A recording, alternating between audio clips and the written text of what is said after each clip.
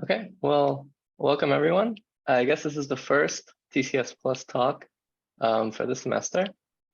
And we're super excited to have Moses Charikar. He's going to give us a retrospective on locality sensitive hashing. This is something new that we're trying. We want to have, I don't know, some broader level talks covering different topics. And Moses has really done a lot of work, not only on locality sensitive hashing, but really all across theoretical computer science.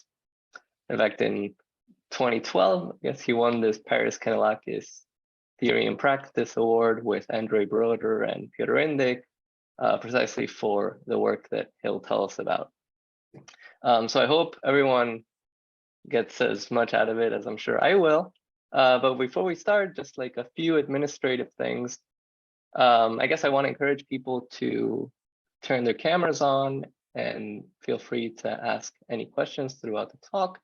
But we will have, at the end of the talk, a time where we'll stop recording and we can just hang out with Moses and with the rest of the audience and have any further discussion. But with that being said, I guess I'll leave the floor, Moses, to you, and please take it away. Great. Thank you, everyone, for coming. It's great to see so many familiar faces, new faces, albeit in this virtual environment that we've now gotten very familiar with. So when Eric asked me about giving this talk, I dragged my feet a bit and didn't say yes right away. I was wondering what I might say about a topic that perhaps many of you know a lot about, maybe many of you know, more than me about. What can I say that could be new and interesting? And I figured it'd be, it would be nice to take a trip down memory lane and talk about sort of the development of locality sensitive hashing over the years, with an emphasis on some of the early developments and the context in which they happen.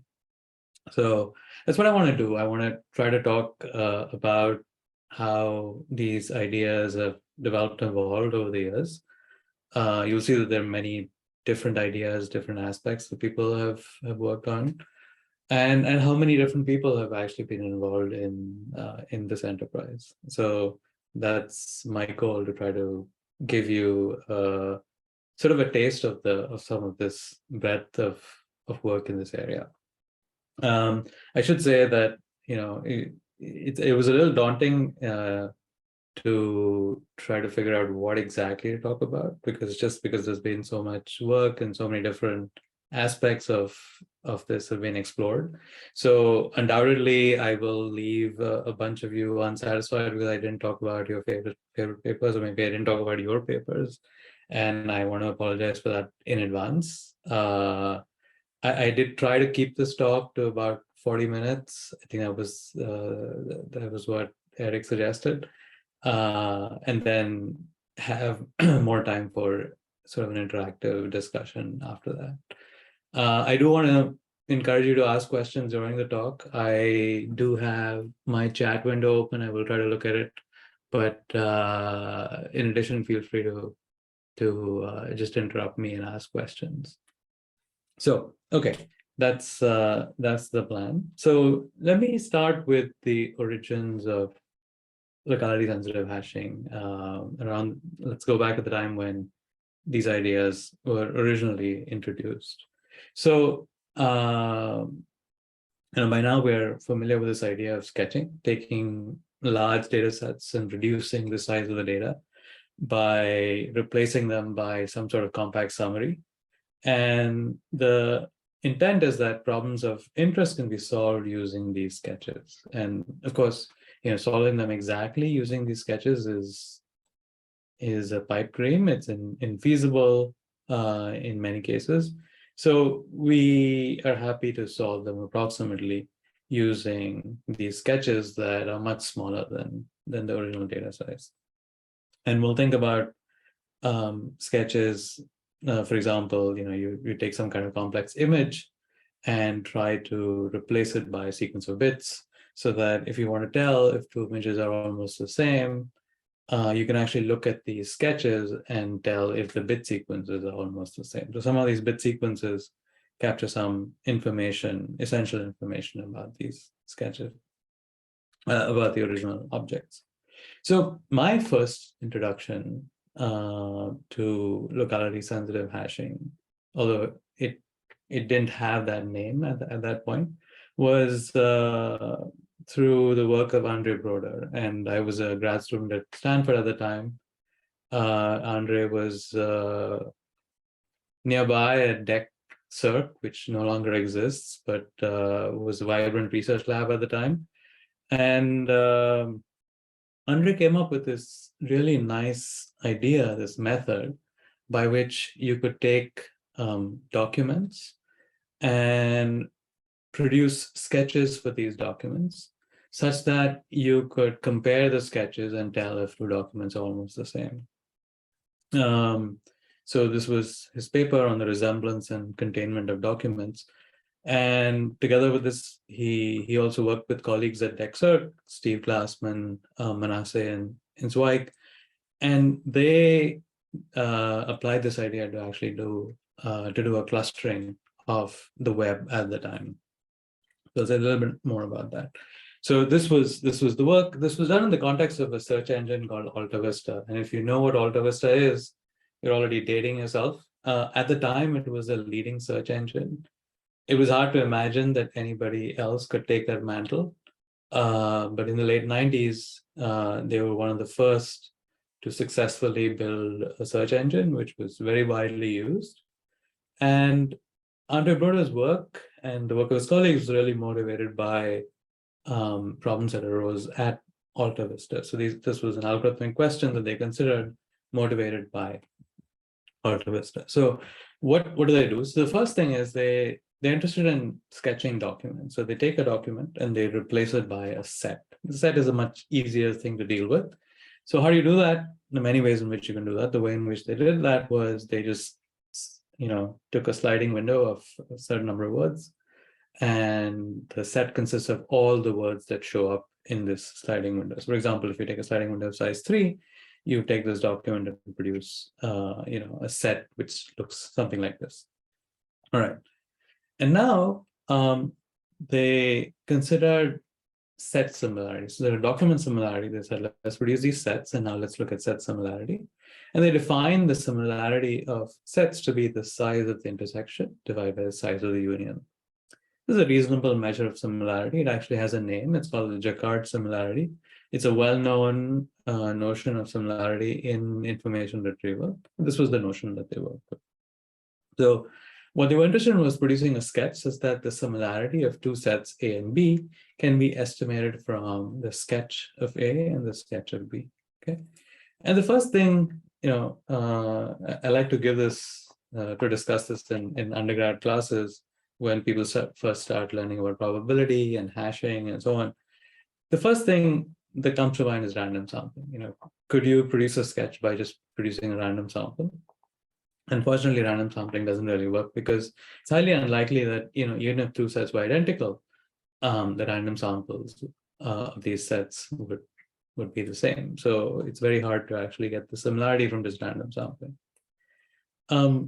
But Broder's idea was to produce random samples in some clever way, in some coordinated way, and that was the key. And these coordinated samples actually allow you to estimate the similarity. So he worked with his colleagues at DEC to cluster 30 million documents, which was the size of the web that they had available to them at the time. What they did was they applied this random hash function to every element of the set. And what was this hash function? So the hash function is very simple. You just take a hash function. Let's take an arbitrary hash function h, apply it to every element of the set, and take the minimum of all of the elements. Okay, so it's a very, very simple hash function. Let's look at that again. You have two sets A and B. Apply a hash function to every element of the set and compute the minimum. And now the key point is that the probability that S of A is equal to S of B is the intersection divided by the size of the union. Okay, assuming that there are no collisions. So this is a beautiful fact. It's a very students haven't seen it. It's a great thing for them to figure out on their own. I love to give this problem as sort of an exercise for students to work out. This is a beautiful construction of a hash function that allows you to estimate similarity. So what are you going to do? Now, if you wanted to use this for, let's say, for documents, you produce sets from these documents, then apply this hash function, not one, but multiple instances of this hash function, let's say 100 of them, and produce a sketch of size 100. And now if you want to compare two documents, you just compare the 100 size sketches and check to see what fraction of the entries go inside. That would be your estimate of similarity. This was the basis for their clustering algorithm, with some additional details that we won't get into.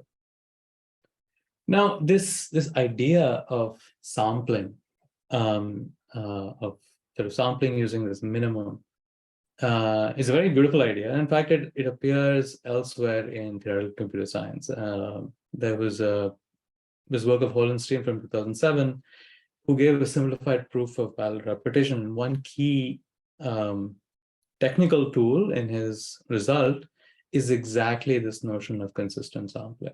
Okay, so he generalized this idea a little bit and said, well, if you have two distributions, Alice has her distribution P of X, Bob has a distribution P of Y, and if the distance between X and Y is small, if the L1 distance of these distributions is epsilon, is it possible to sample X? Is it possible for Alice to sample X, Bob to sample Y using some sort of shared randomness, such that the probability that X and Y agree is very high, 1 minus order of epsilon?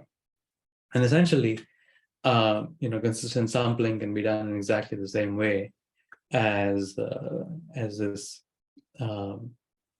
min-based hashing scheme that we saw earlier.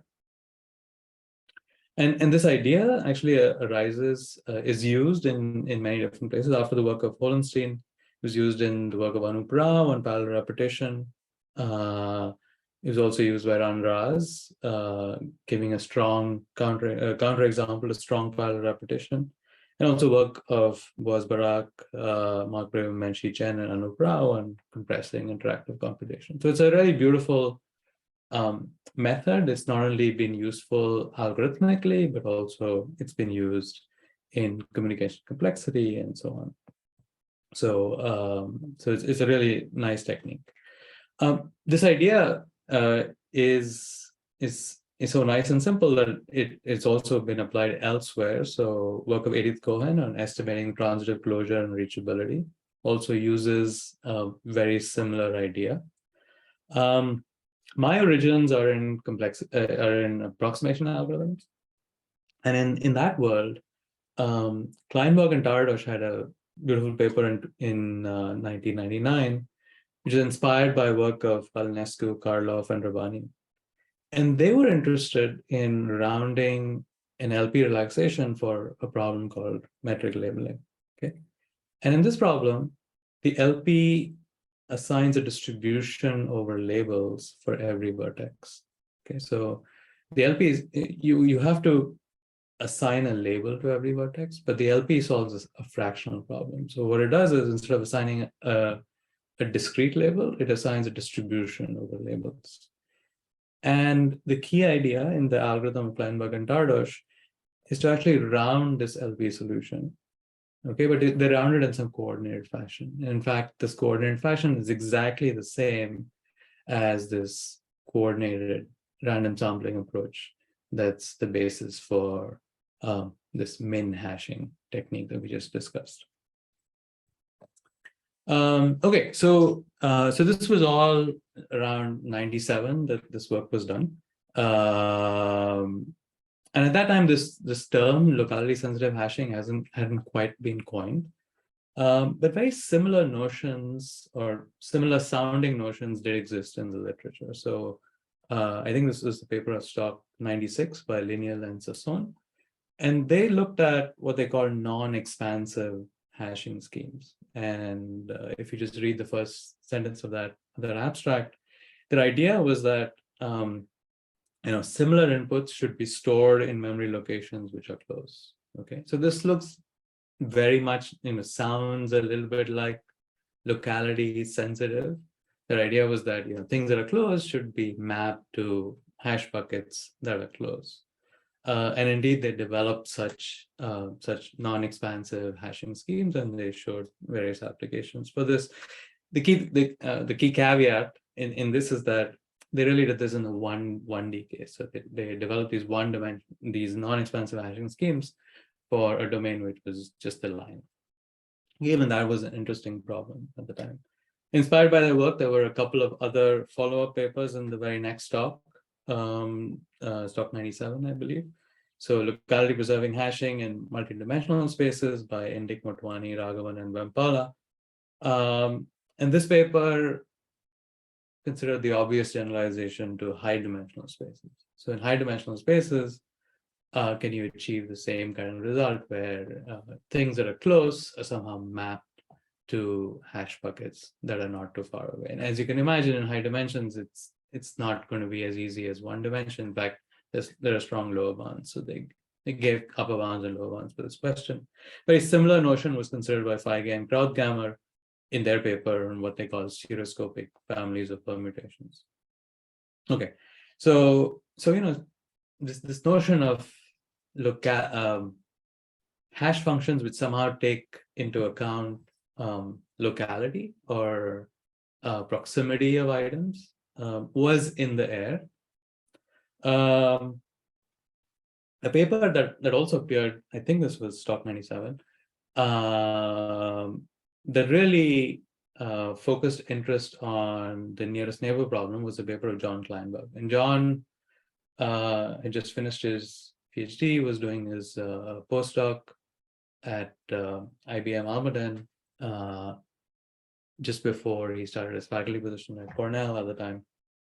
And he did a lot of interesting work in the course of the postdoc. One of the papers he wrote was this paper on nearest neighbor search, and he gave two algorithms for nearest neighbor search. One of them, and they're at the bottom of the abstract if you're able to read it. One of them was able to find epsilon approximate nearest neighbors with a low query time, but a very large storage. You didn't even mention it in the abstract. And then there was another one which had near linear storage and a query time that improves asymptotically on linear search in all dimensions. So nearest neighbor search was a problem which originated, I think, originally with applications in machine learning, nearest neighbor classifiers, and so on. Minsky and Papert, all of that. That's the origins of the problem. In computational geometry world, this problem had been studied for quite a while, and in some sense, there was this well-known curse of dimensionality. We knew that methods that solve this problem exactly seem to depend very, very poorly on dimension. So some kind of exponential dependence on dimension seemed like it was necessary for all methods that we knew to solve the exact problem. And so John focused on this approximate problem and really popularized this question. This paper sort of focused people's attention on this question of, can we solve this approximate nearest neighbor search problem efficiently in high dimensions without paying this exponential cost? So there were a couple of papers in the very next talk. This was talk 98. That actually solved this problem or solved the main open problem that John had proposed in his paper. So one was the paper of Indick and Motwani. This was this approximate nearest neighbor search towards removing the curse of dimensionality. And I'll say a little bit more about their paper in a little bit. And the other paper was this paper of Kushelevitz, Ostrovsky, and Rabani. And both of them gave slightly different methods to solve this Euclidean nearest neighbor search problem in high dimensions. The paper of Indick and Motwani actually introduced this notion of locality sensitive hashing. But in fact, this notion of locality sensitive hashing, even though it wasn't explicitly defined, was actually present in the Kushlevitz, Ostrowski, and Ravani paper as well. So if you read their paper, one of the main constructions that they needed was the following. They have a bunch of bit vectors, and they want to design a test so as to distinguish between bit vectors that are less than some threshold t apart in Hamming distance versus bigger than t times 1 plus epsilon. Okay, so they wanted to design a simple test that allows you to distinguish between pairs of vectors that are close versus pairs of vectors that are 1 plus epsilon more than their threshold for proximity.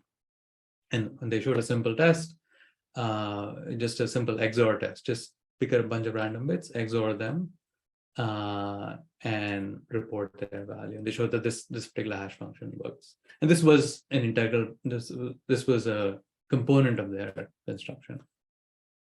Okay, so as I said, this notion of locality sensitive hashing was sort of explicitly introduced in this paper of Grothendieck and Motwani. Informally, these are just hash functions that are somehow able to distinguish between near points and far points, in the sense that near points have a higher collision probability and far points have a lower collision probability. And this, they showed, was a useful building block for nearest neighbor search. And all of this work was on not the exact problem. People had given up on trying to prove things about the exact problem and get efficient running time and storage space.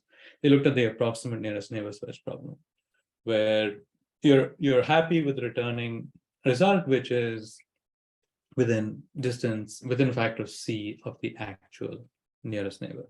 I should say, in both of these works, there were actually two regimes of interest. One was where you really wanted running time, which was very, very efficient. And you didn't care so much about the storage space, so long as the storage space was polynomial.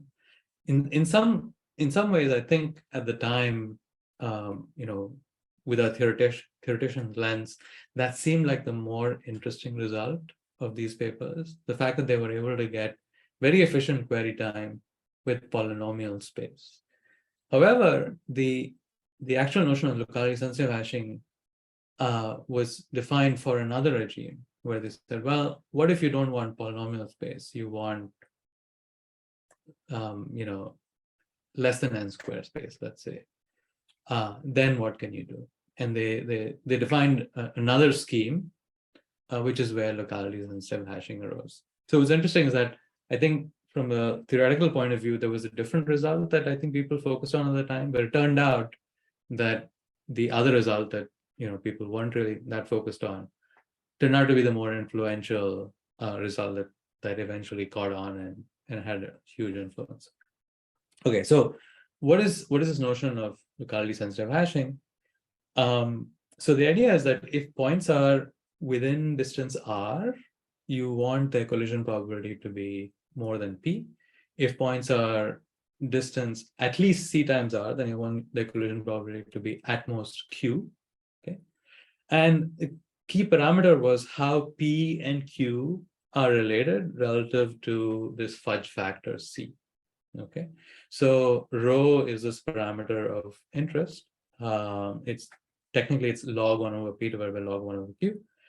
And a lot of the further development on locality sensitive hashing focused on just what is the right dependence of rho as a function of this fudge factor c that you're willing to pay. Okay, so once you have such a family of hash functions, all you do is you concatenate these functions. That gives you a hash table address, and you have multiple hash tables. And so once you put this whole scheme together and you analyze things, you get space n to the 1 plus row, query time n to the row. You have n to the row hash tables. That's why you have space n to the 1 plus row. And the query time is n to the row. And for what Grothendieck and Motwani showed is that for Hamming space L1 and L2, they can achieve rho, which is 1 over C. Okay. All right.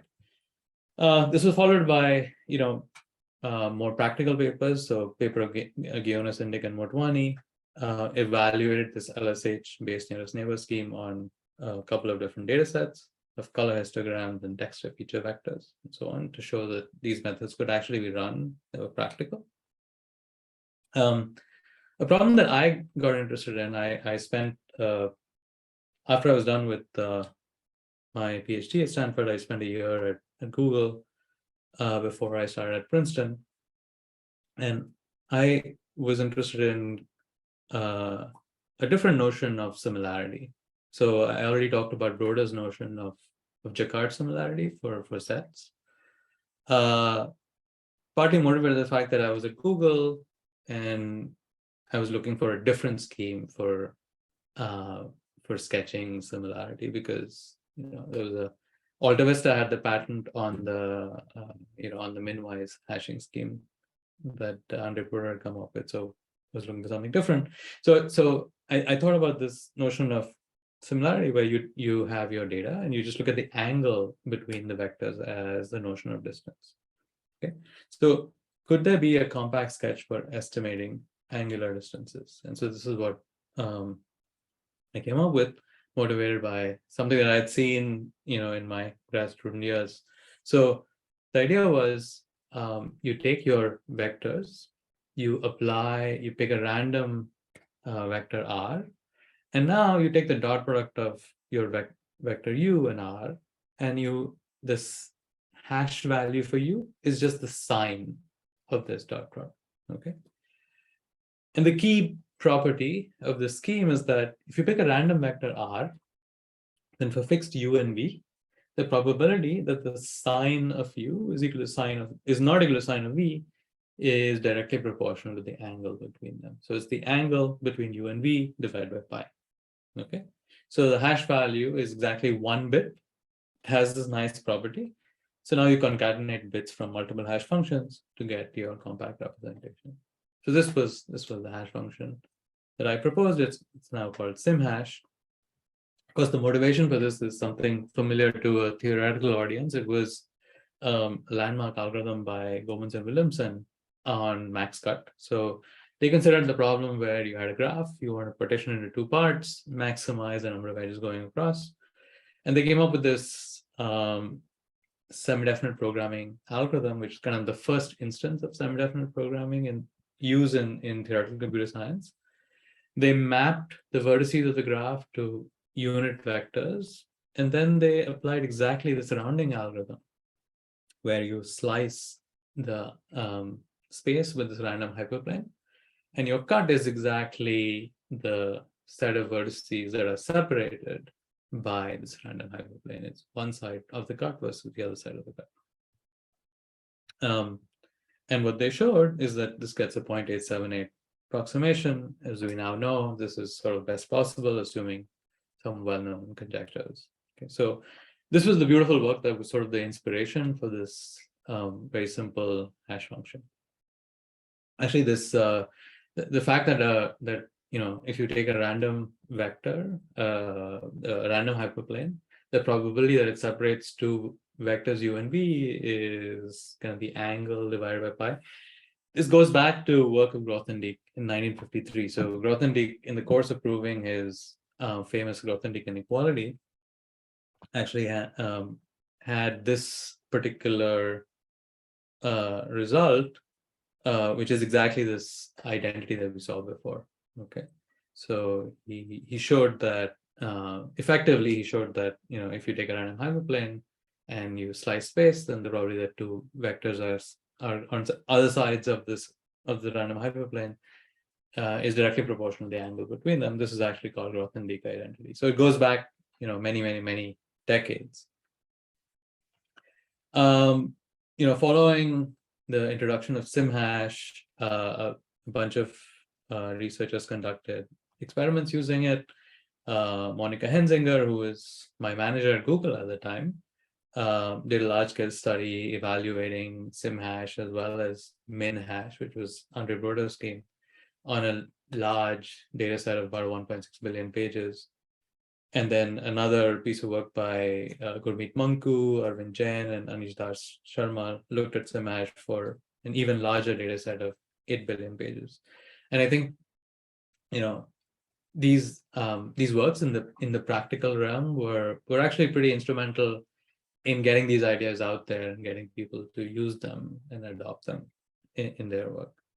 LSH has been used in a number of different application areas. These citations by now are old. There are many newer ones, but just to give you a sense of some of the application areas that people found in the earlier years, LSH has been used in bioinformatics. It's been used in vision and learning. It's been used in natural language processing.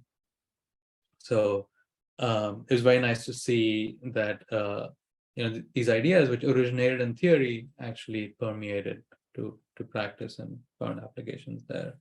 Also in sound and speech recognition. As I said, this is just a sampling of some of their application areas. There's certainly many other interesting ones. Okay, let me give you a very brief overview of some of the theoretical developments since the beginning, the definitions. I spent a fair bit of time in my talk actually on the origins. Let me breeze through some of the other developments that have happened since then. So I mentioned when locality sensitive hashing was introduced, the key parameter was rho, and the key question was what's the dependence of rho on the parameter c, which is our fudge factor. And what Tata, Rimorlika, Indick, and Mirokni showed in a later paper was that for L2, you can actually do a better scheme. So it turns out that if you take your points, project them onto a line, bucket the line, and then just use these hash buckets. This is your hashing scheme. Then actually you can achieve a rho which is less than 1 over c. So 1 over c is not optimum. You can do better than 1 over c. And Andoni and Indick took this idea kind of to its natural conclusion.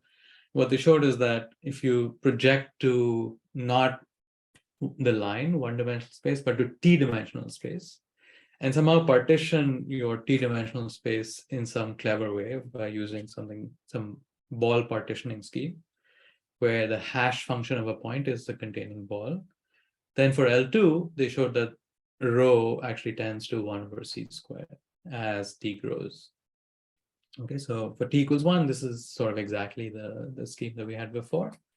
And for large t, this gives us an interesting scheme, and the limit is rho tends to 1 over c squared. So what's the best function of c you can hope to get? The study was initiated by Motwani, Naur, and Panigrahi. And they showed lower bounds on what rho can be. And this was, again, taken to its limit in nice work of O'Donnell, Wu, and Zhao. And they showed that, in fact, this behavior of rho as a function of c is optimum. So, for L1, it's really 1 over c. And for L2, it's really 1 over c squared. That's sort of the best thing that we can hope to get. Mikhail Thorup, in another direction, had a very interesting result, which said that, in fact, one can produce just one hash function and take the sketch to be the k minimum hash values of this hash function.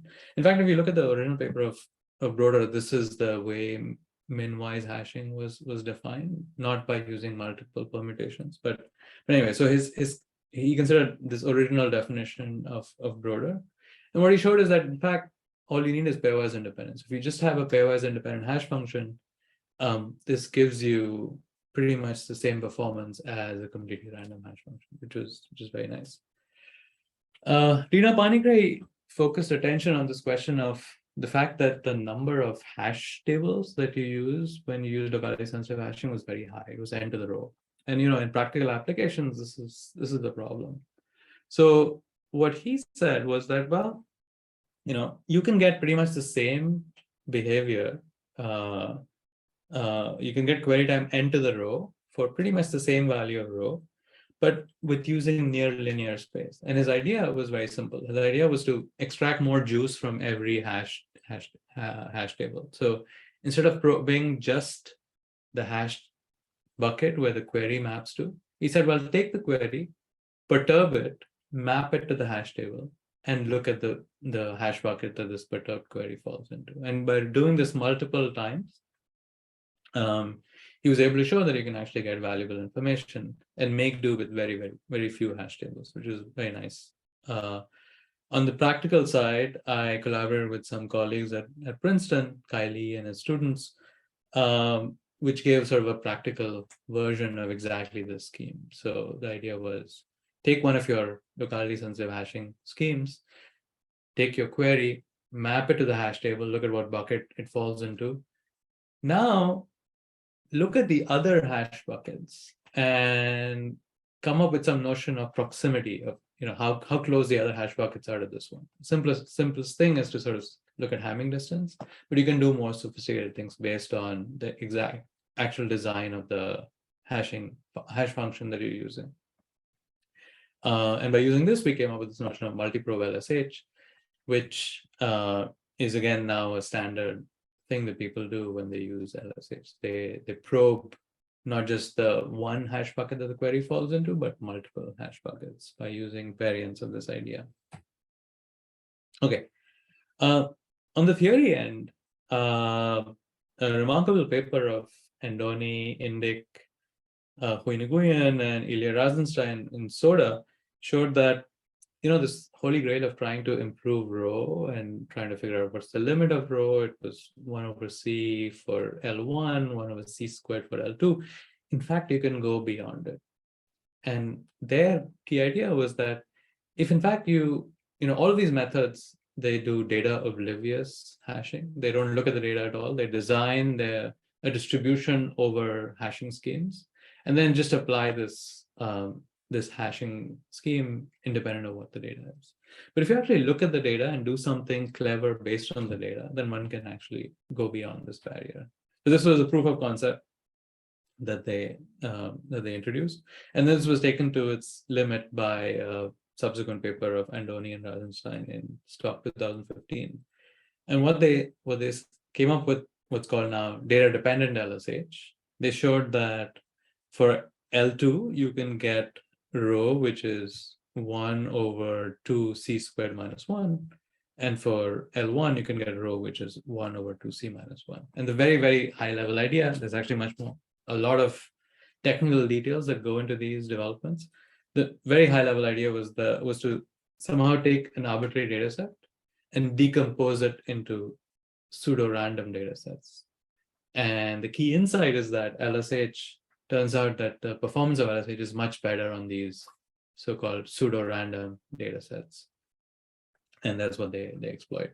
But there's a lot of ingenuity, a lot of technical machinery that goes into actually in actually doing this. Eric, who's running the talk, actually is more of an expert on this than I am, but in work that Eric did while he was at Columbia with Alexander Andoni, Asaf Naor, Sasho Nicola, who's also on the call, and Ilya Razenstein, showed that these ideas can be applied to more general metric spaces, and they identified in some sense the right invariants, the right quantities of these metric spaces that give you the dependence between what is the distortion of your scheme, the approximation factor, and what's the dependence of the storage, how many hash tables do you need, and what's the query time. So we talked about very simple spaces, L1, L2, but they showed that in fact this can be applied more generally. And there's a lot of interesting and deep and beautiful math that I don't understand that goes into these results. I mentioned the work of Reena Panigrahi that says, well, if you are willing to make the query time slightly worse, you can actually get your hash tables down to a very small number of hash tables. Michael Kapralov showed that there's actually a nice smooth trade-off between this, the storage space and the query complexity. And again, this was taken to its limit in work of Andoni, Larhoven, Razenstein, and Eric Weingart. A very nice work of that appeared in NIPS 2015 was another locality sensitive hashing scheme for angular distance. So this is work by Andoni, Indik, Larhoven, Radenstein, and Schmidt. So if you remember how SimHash works, it takes space, partitions it with a random hyperplane, and then you assign a bit based on which side of the hyperplane you fall into. Okay. So what their idea was, and actually it was an idea which was introduced earlier, they actually analyzed it. They said, perform a random rotation, and now map your vector to the nearest basis vector. So you have D basis vectors in D-dimensional space. Just map it to the nearest basis vector. So if you think of SimHash, this is sort of the version where you take only two, actually you don't take two basis vectors, you take two antipodal vectors, perform a random rotation, and now map to the nearest antipodal vector. This is effectively what SimHash is. They generalized this to D dimensions. And they showed that, in fact, this is a very practical scheme that also has very nice theoretical guarantees. So this is a very nice variant that works very well for angular distance. Another line of work that I have been involved in over the last several years is on a problem called kernel density estimation. So I sort of got into this because of a random conversation with a colleague who was using this. But the basic problem is the following. You have a database of points, you have a query point, and you want to compute a weighted sum of all the points in your database, okay? Where the weight that you give to a point X is exactly some kind of kernel function between X and Y. And what is this kernel? It's just some kind of let's say Gaussian kernel. So it gives high weight to points that are close to X and low weight to points that are far away. Okay. So people use kernel density estimation of all kinds of things. It's sort of a basic method in non-parametric statistics. It's also a way to find outliers and so on and so forth. And our key insight was that in fact, locality sensitive hashing schemes can be used not just for nearest neighbor search, but they can also be used to implement important sampling-based schemes to estimate kernel density estimation. So these ideas we originally introduced in a paper at Fox 17, and we've refined them over the years in several papers with many collaborators. So this was sort of an interesting new take on locality sensitive hashing, that this method can be used not just for nearest neighbor search, but also for other problems where proximity is important. You care more about points that are nearby, but you also care about points that are far away. You just have weights assigned to everybody. In parallel with our work, actually, there was work of Anshumani Srivastav and his collaborators, his students, so Spring and Srivastav, and Chen Shu and Srivastav. They essentially came up with the same ideas, and they actually showed practical implementations of these, how these things actually work in practice. And Srivastav has continued to use these, and his collaborators have continued to show how these ideas can be used, not just for kernel density estimation, but more generally for things like stochastic gradient descent and learning in machine learning. Okay, so I want to wrap up. I took a little bit more than my promised 40 minutes. I just wanted to give you sort of a sense of how some of these ideas have permeated across different areas, not just within theory. The same ideas have been used sort of in sketching, but in approximation algorithms, also complexity theory, but also across the theory and practice boundary. And that's been exciting to see these ideas being adopted by practitioners. One thing when I came to Stanford, I found was there was a group over in geosciences that were using locality sensitive hashing to find earthquakes. And that's when I realized, okay, wow, this stuff has really gone mainstream.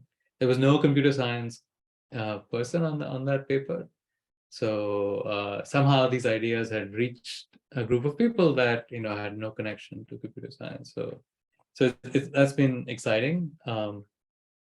Also, I think this conversation between theory and practice has been instrumental in driving a lot of these developments. Broder's original paper came up in the context of Alta Vista. Certainly my work was very heavily influenced by the fact that I was at Google at the time and thinking about problems of that sort. Some of the recent work that I've done with my colleagues was really influenced again by conversations I had with more practical colleagues who were dealing with kernel density estimation like questions. So that's something that I really enjoy, and it's been fun to see these ideas kind of evolve in that way.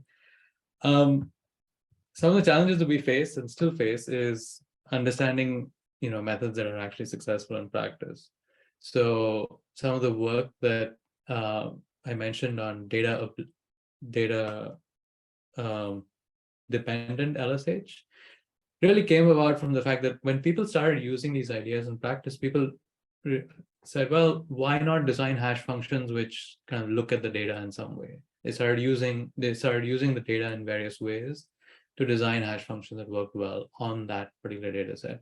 And theory, in some sense, was at a loss to explain why these methods work. So data-dependent LSH, in some sense, is a theoretical take on this notion of why looking at the data should help. But there's clearly a lot more to do there. I think much more than at the time that these ideas were developed, nearest neighbor search and so on in high dimensional spaces is a problem of a lot of interest. The notion of embeddings, mappings to high dimensional space has really exploded. Word embeddings, image embeddings, graph embeddings is all over the place. So the use of these approximate nearest neighbor search tools is a lot more important and relevant now than it was back when these ideas were developed. And LSH is no longer necessarily the method of choice. There are other methods depending on what regime you're working in. A particular class of methods that is very successful is graph-based nearest neighbor search. And there are lots of mysteries here that hopefully some of you will be excited, motivated to learn about and hopefully solve. So I'll stop here and hopefully we can have some discussion.